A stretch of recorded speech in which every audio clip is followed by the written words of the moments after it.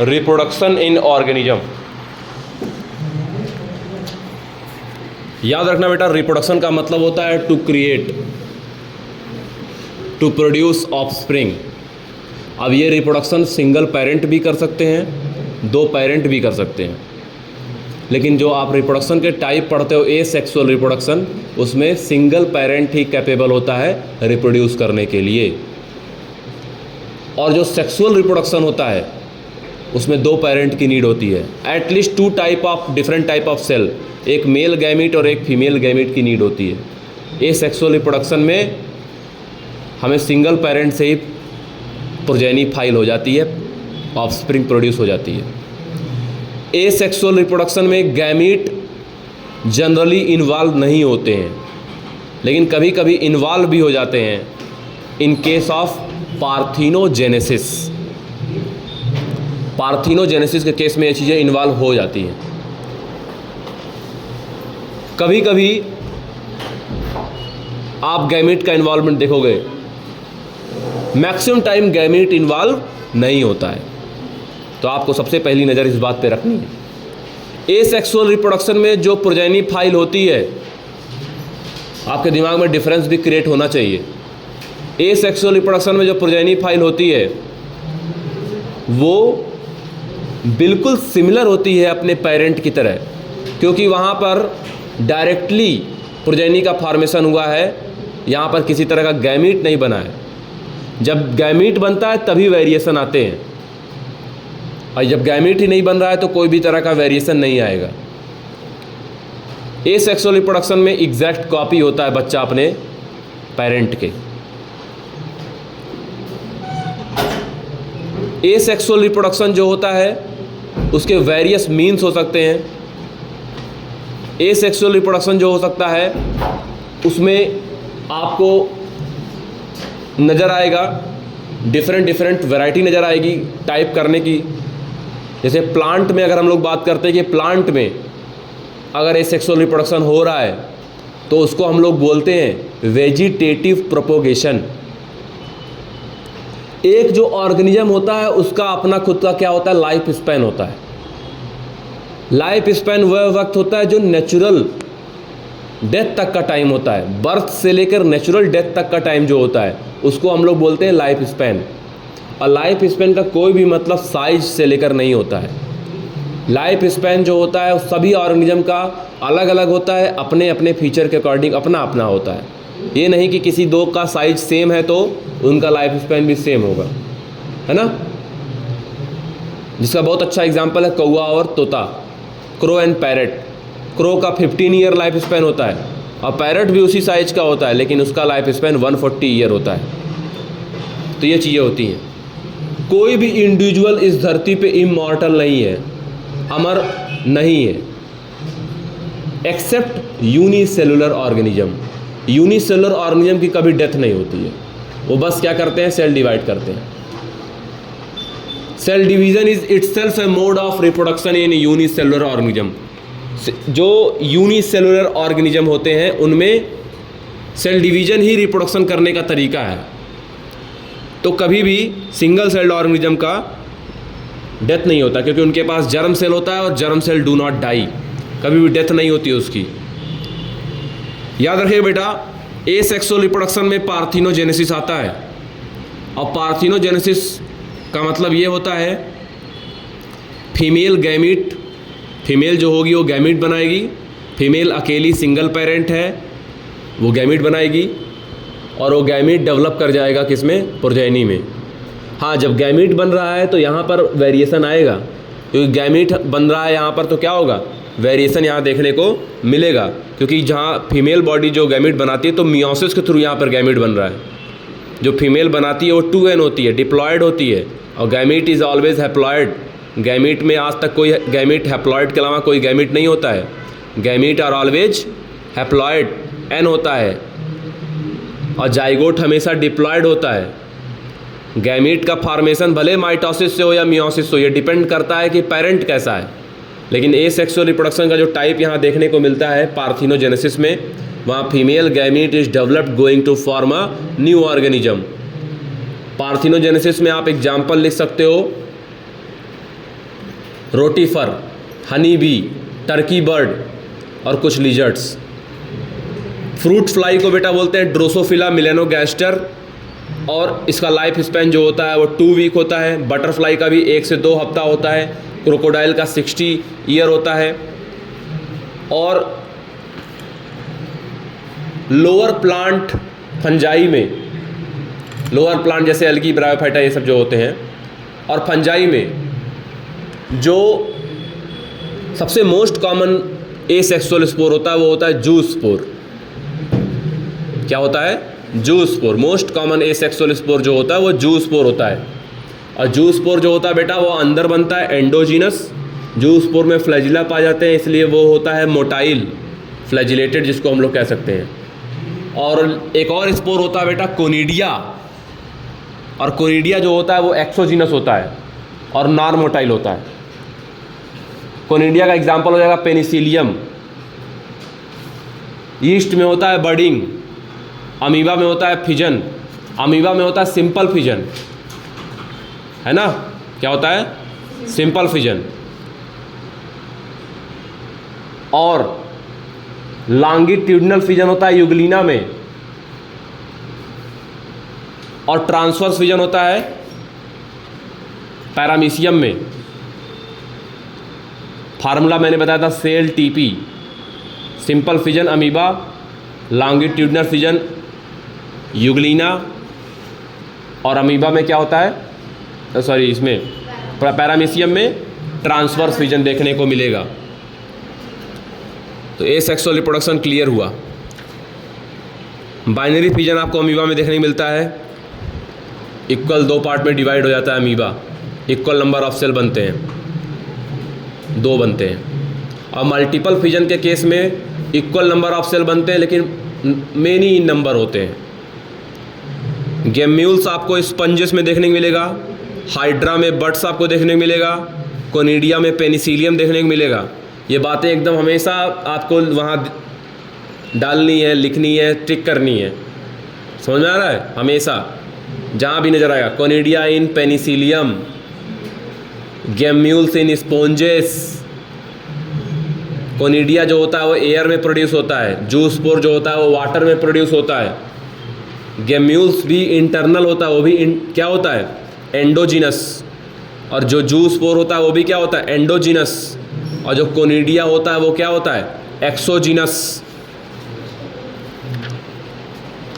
Potato में बेटा auxiliary bird पाए जाते हैं, जर्मिनेटिंग आई बर्ड्स, उसी के थ्रू वहाँ पर रिप्रोडक्शन देखने को मिलेगा। जिंजर में राइजोम देखने को मिलेगा। वाटर हायसिंथ में आपको मोस्ट प्रॉब्लमेटिक वीड होता है जिंजर, वाटर हायसिंथ, जलकुंभी का प्लांट, इकॉर्निया क्रेसिप्स कहते हैं, मोस्ट प्रॉब्लमेटिक वीड। इसको टेरर ऑफ बंगाल बोलते हैं। कभी भी आपको नज़र आए वाटर हायसिंथ तो 2 बातें जरूर नज़र आना, 2 बातें याद रखना। पहला ये टेरर ऑफ बंगाल है, दूसरा मोस्ट प्रॉब्लमेटिक वीड है, एक्जॉटिक वीड है। इंडिया में लाया गया था इसके फ्लावर के ब्लू कलर की वजह से। ये क्या करता है? पूरे ऑक्सीजन को सोख कर लेता है, नीचे रहने वाले मछलियों को मार देता है, ऑक्सीजन की कमी की वजह से मर जाएंगी।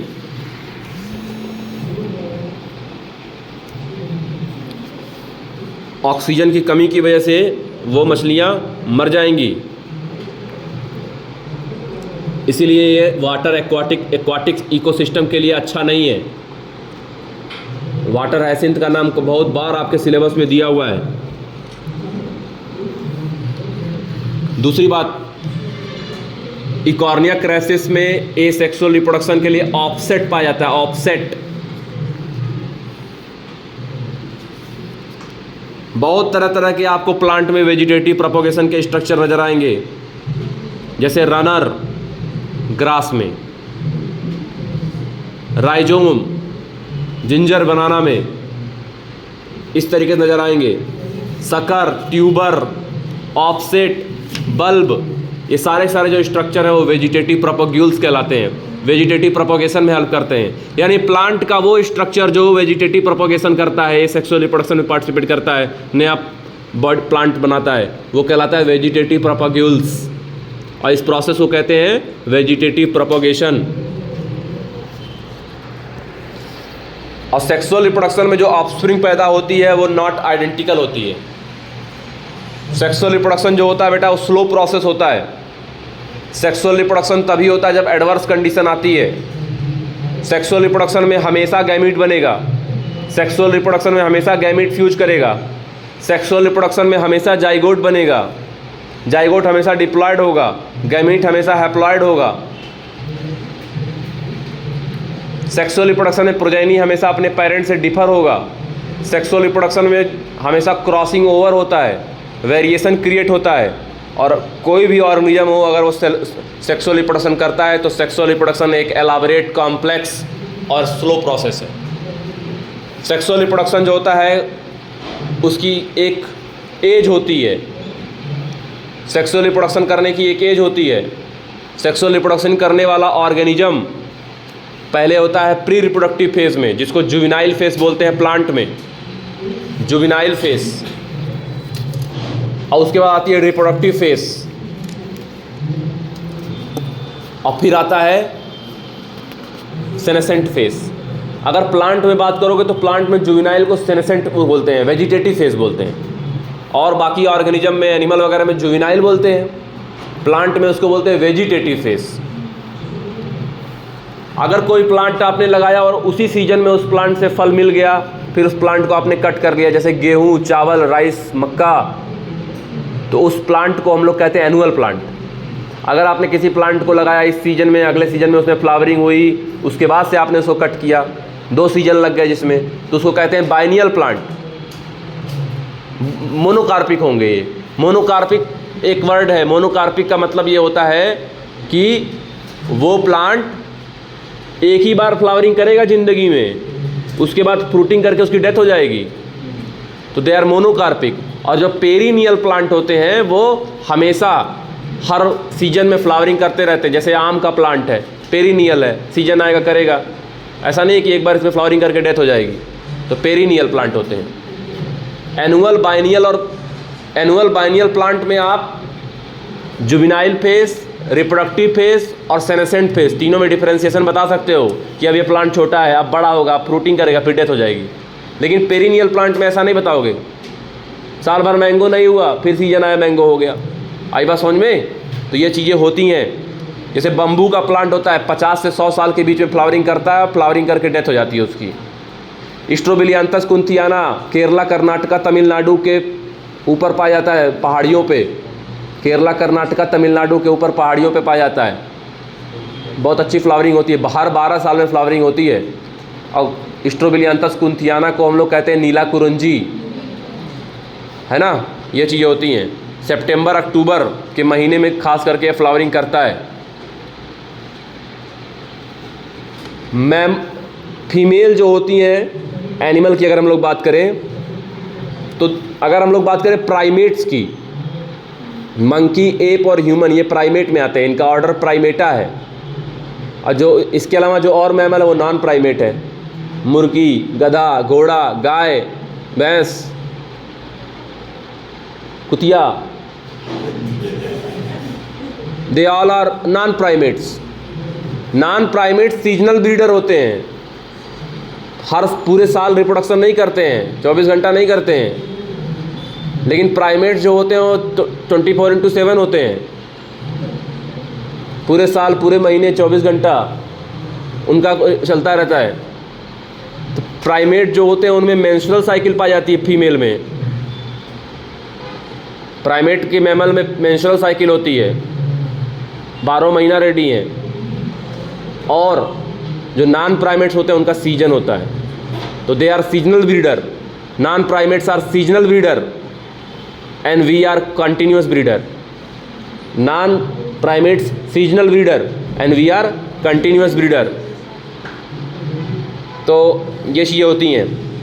अभी जो मेंस्ट्रुअल साइकिल या ईस्ट्रस साइकिल होती है वो activity of ovary accessory duct की वजह से होती है, हार्मोन ड्यूरिंग लाइफ की वजह से होती है।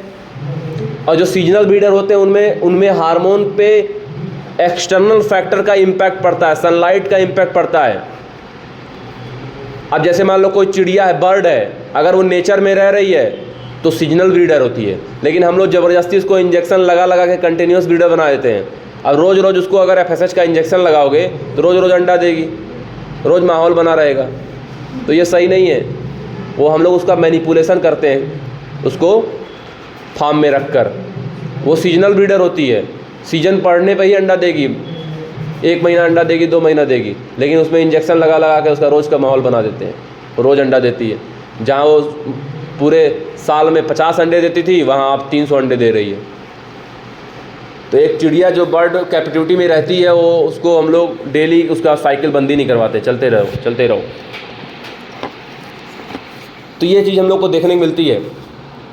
अगर हम लोग सेक्सुअल रिप्रोडक्शन की बात कर ही रहे हैं तो सबसे पहले यहाँ पर 3 इवेंट्स, कोई भी सेक्सुअल रिप्रोडक्शन करने वाला ऑर्गेनिज्म, उसमें 3 इवेंट कॉमन है।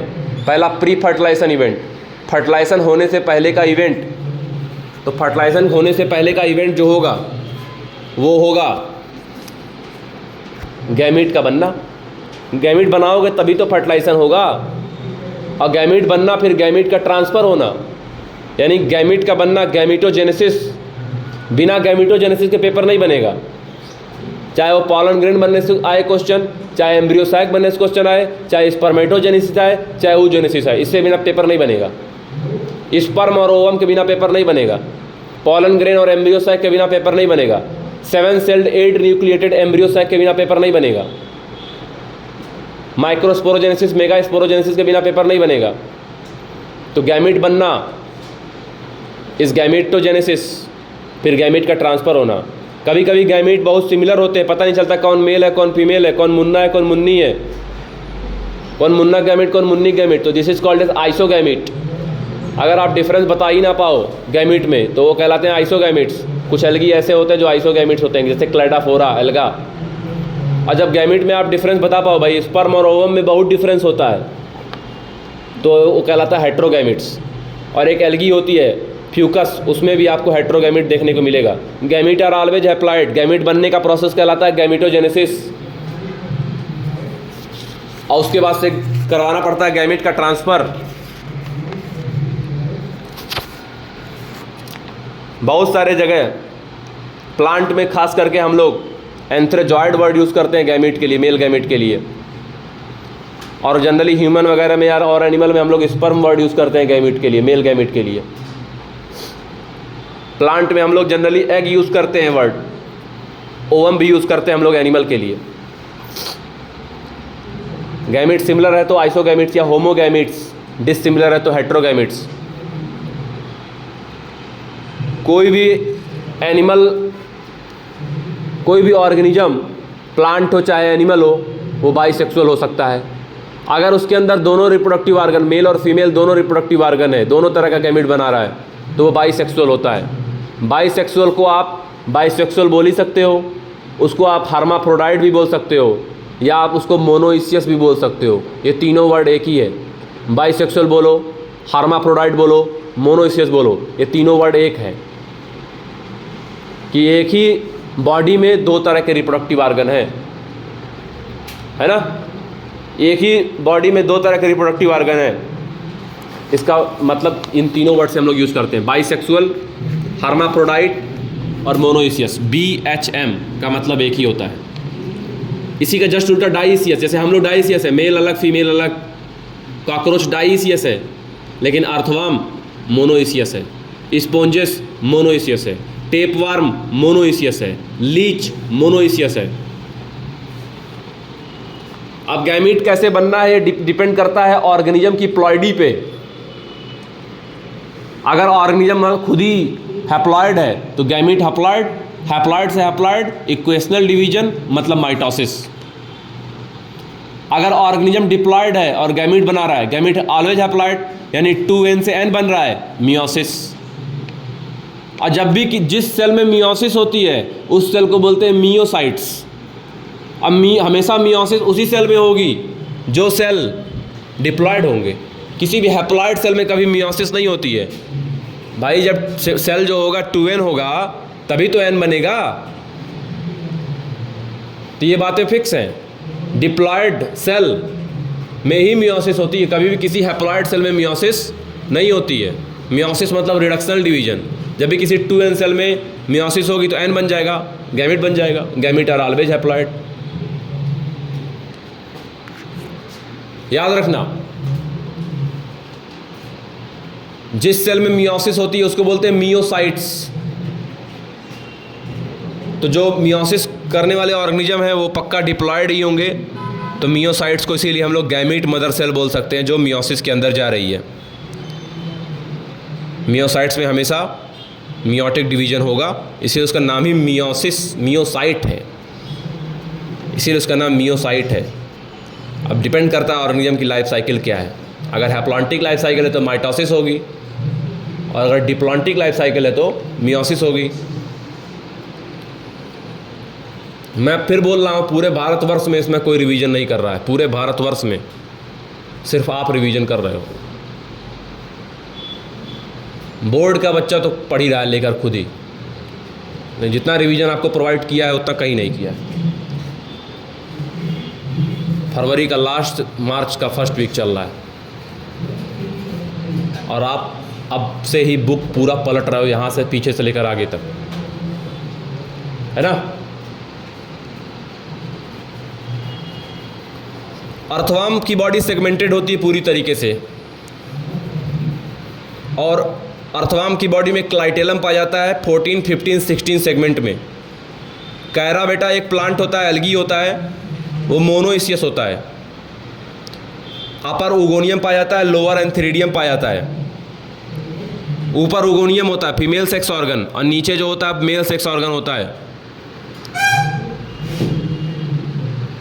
स्वीट पोटैटो भी बाइसेक्सुअल होता है।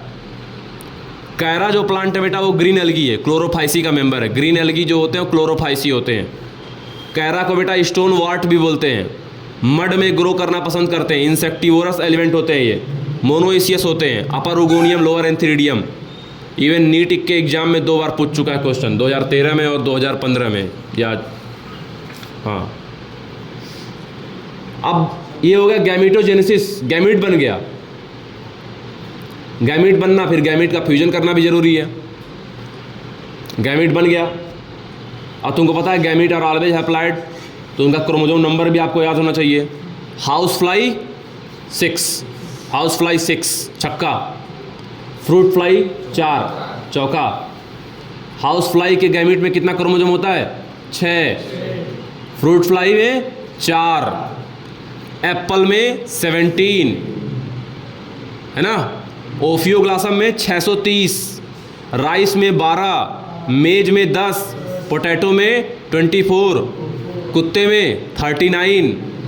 तो कुछ चीज़ें आपको तुरंत याद होनी चाहिए, जैसे अनियन में 16, पीज में 7, ठीक है। ह्यूमन बीइंग में 23। किसमें पूछ रहा हूँ, किसमें बोल रहा हूँ मैं? ये गैमेट की बात कर रहा हूँ। लेकिन अगर आपको पूछ ले मियोसाइट में कितना होता है, जस्ट डबल, क्योंकि मियोसाइट इज 2n। मियोसाइट पूछेगा कि गैमेट पूछेगा, दोनों को लगाते वक्त ध्यान रखना, जब भी लगाना वहाँ तो ध्यान रखना कि आपको मियोसाइट पूछ रहा है कि आपको क्या पूछ रहा है, गैमेट पूछ रहा है। तो मैं गैमेट के बारे में बता रहा हूँ आपको सिर्फ, और जस्ट जब मियोसाइट पूछेगा तो जस्ट डबल कर देना।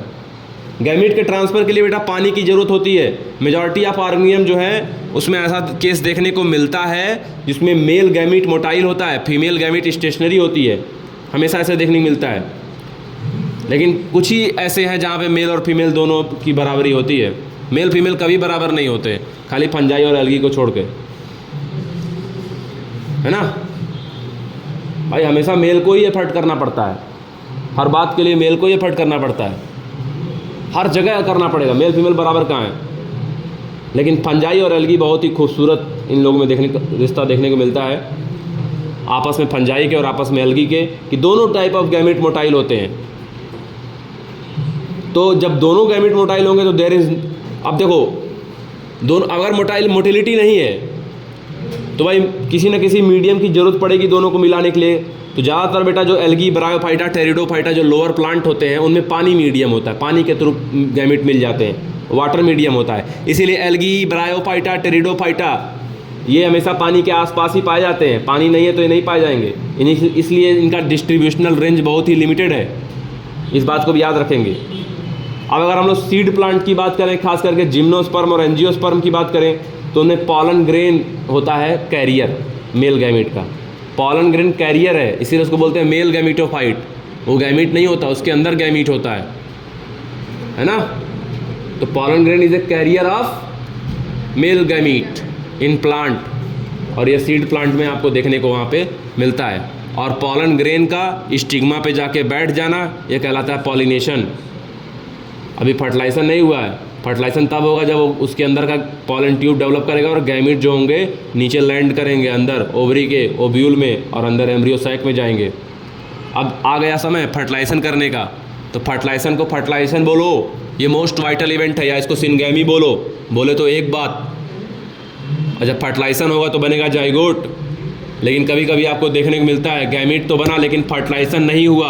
अभी पढ़ाया मैंने पार्थिनोजेनेसिस, है ना, formation of progeny without involvement of fertilization, without fusion of gamete, where gamete is develop to form progeny is called as fertilization. ये चीज़ देखने को मिलती है आप लोग को फर्टिलाइजेशन में। अब फर्टिलाइजेशन अगर फीमेल बॉडी के बाहर हो रहा है तो एक्सटर्नल फर्टिलाइजेशन, और फीमेल बॉडी के अंदर हो रहा है तो इंटरनल फर्टिलाइजेशन। फर्टिलाइजेशन अगर फीमेल बॉडी के बाहर हो रहा है, मेल और फीमेल में भी अपना गैमीट छोड़ दिया कि जाओ, मेल भी छोड़ दिया अपनी गैमीट को बाहर जाओ, दोनों पानी में मिले दोनों गैमीट, तो क्या होगा, एक्सटर्नल फर्टिलाइजेशन। पानी में हो गया, हवा में हो गया, कहीं हो गया। और अगर फीमेल बॉडी के अंदर ही होगा, जैसा कि ह्यूमन के केस में होता है, मैमल केस में होता है, मैक्सिमम एनिमल में भी देखने को मिलता है आपको, तो वो ऐसा केस आपको देखने को मिलेगा, मैक्सिमम एनिमल्स में देखने को मिलता है। रेप्टाइल में, बर्ड में आप देखोगे, खास करके वर्टिब्रेट में, तो यहाँ पर आपको देखने मिलेगा। और उसमें भी सारे वर्टिब्रेट में नहीं, कार्टिलेजनस फिश में आपको पता ही है इंटरनल होता है। तो ये चीज़ होता है फर्टिलाइजेशन। पार्थिनोजेनेसिस में फर्टिलाइजेशन नहीं होता, फीमेल गैमीट तो बनता है बट फीमेल गैमीट ही नया ऑर्गेनिज्म में डेवलप कर जाता है, इसी को बोलते हैं पार्थिनोजेनेसिस। बाहर फ्यूज होगा तो एक्सटर्नल फर्टिलाइजेशन। एक्सटर्नल फर्टिलाइजेशन में बड़ा ही चांस फर्टिलाइजेशन होता है ना। जैसे मैं बोलता हूँ, अगर मैंने तुमसे बोल दिया कि आज 2 तारीख है, आज 3 तारीख है, 3 मार्च 2023 है आज, और अगले 3 मार्च 2024 को, है ना, मुझसे मिलना। कहाँ मिलना? संगम के किनारे, सीढ़ियों पे, अपनी तरफ से मूंगफली लेकर आना, मैं खाऊंगा। तो बड़ा रेयर ही ऐसा हो सकता है कि तुम वहाँ पर मुझसे मिलो। 1 साल बाद की बात हो रही ना।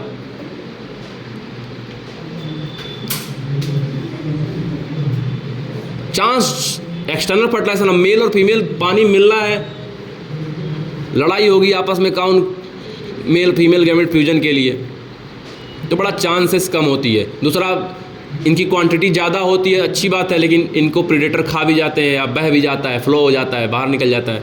तो फ्लो, इसका जो सिंक्रोनी है बड़ा मेंटेन करना पड़ता है।